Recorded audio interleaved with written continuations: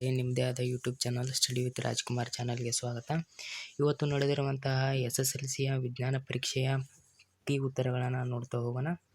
ಖಂಡಿತವಾಗಿಯೂ ನೀವು ಬರೆದಿದ್ದರೆ ನಿಮ್ಮ ಟೀಚರ್ಸು ನಿಮಗೆ ಖಂಡಿತವಾಗಿಯೂ ಅಂಕಗಳನ್ನು ಕೊಡ್ತಾರೆ.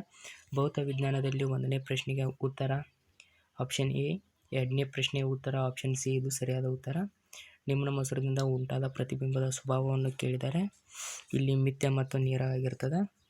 ಇಲ್ಲಿ ನೀವು ಕೀ ಉತ್ತರಗಳನ್ನು ನೋಡ್ತಾ ಹೋಗಿ. ಇಲ್ಲಿ ಈ ಡಯಾಗ್ರಾಮ್ ಈ ಥರ ಬರ್ತದೆ.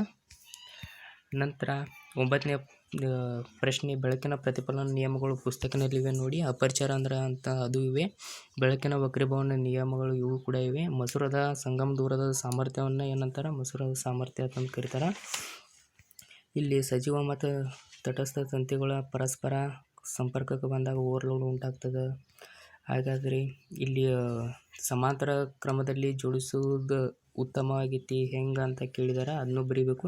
ಇನ್ನು ಸಮೀಪ ದೃಷ್ಟಿಗೆ ಕಾರಣ, ಪರಿಣಾಮ, ಆಮೇಲೆ ಈ ಲೆಕ್ಕಗಳನ್ನ ಕೇಳಿದರೆ ಇದರ ಸರಿಯಾದ ಉತ್ತರ 0.2 ಆಂಪಿಯರ್ ಆಮೇಲೆ 25 ಆಂಪಿಯರ್ ಬರ್ತದೆ. ಇನ್ನು ಅದಕ್ಕೆ ಸಂಬಂಧಿಸಿದಂಥ 2ನೇ ಪ್ರಶ್ನೆ ಏನಿತ್ತಂದರೆ ಬಲ್ಮನ ತಂತು ಅನ್ನೋದು ಸರಿಯಾದ ಉತ್ತರ. ಇನ್ನು 125 ಜೌಲ್ ಇದು ಸರಿಯಾದ ಉತ್ತರ. ರಸಾಯನಶಾಸ್ತ್ರದಲ್ಲಿ ಆಪ್ಷನ್ ಸಿ 1ನೇ ಸರಿಯಾದ ಉತ್ತರ. ನೀವೇನು ನೋಡ್ತಾ ಹೋಗಿ ಮಕ್ಕಳ, ನಾನು ವಿಡಿಯೋ ಮಾಡೋದು ಬಹಳ ಆಗುತ್ತದೆ ಅಂತ ಕಡಿಮೆ ಸಮಯದಲ್ಲಿ ವಿಡಿಯೋದ ಆನ್ಸರನ್ನು ಚರ್ಚೆ ಮಾಡ್ತಾ ಹೋಗ್ತೀನಿ. ಅಯಾನಿಕ್ ಸಂಯುಕ್ತದ ಗುಣಲಕ್ಷಣಗಳನ್ನು ಕೇಳಿದ್ದಾರೆ. ಅಯಾನಿಕ್ ಸಂಯುಕ್ತಗಳು ಘನವಸ್ತುಗಳಾಗಿರ್ತಾವೆ. ನಂತರ ಕುದಿಯುವ ಮತ್ತು ಕರಗುವ ಬಿಂದುಗಳು ಅದರದ್ದು ಹೆಚ್ಚಿರುತ್ತದೆ. ನೀರಿನಲ್ಲಿ ವಿಲೀನಗೊಳ್ತಾವೆ.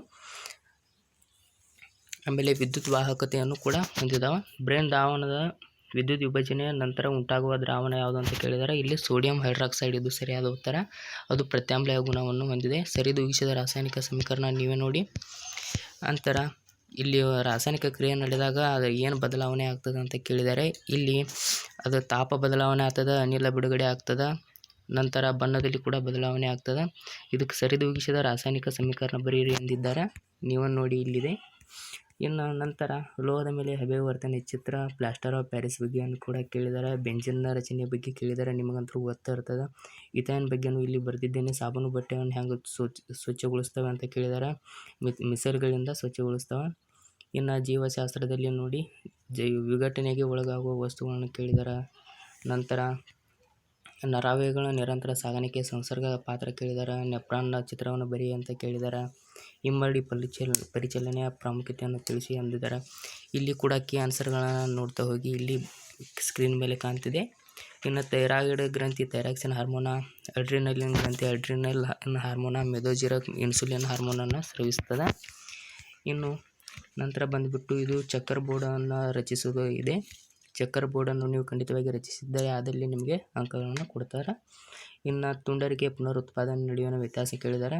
ಇನ್ನು ನಿಷೇಚನ ನಂತರ ಹೂವಿನಲ್ಲಿ ಆಗುವ ಪ್ರಮುಖ ಬದಲಾವಣೆ ಅಂದರೆ ಅಲ್ಲಿ ನೀವು ಕೂಡ ಬರೀಬೇಕಾಗ್ತದೆ. Thank you. ಚಾನಲನ್ನು ವೀಕ್ಷಿಸಿದ್ದಕ್ಕಾಗಿ ಧನ್ಯವಾದಗಳು. ಲೈಕ್ ಮಾಡಿ, ಶೇರ್ ಮಾಡಿ, ಸಬ್ಸ್ಕ್ರೈಬ್ ಮಾಡಿ.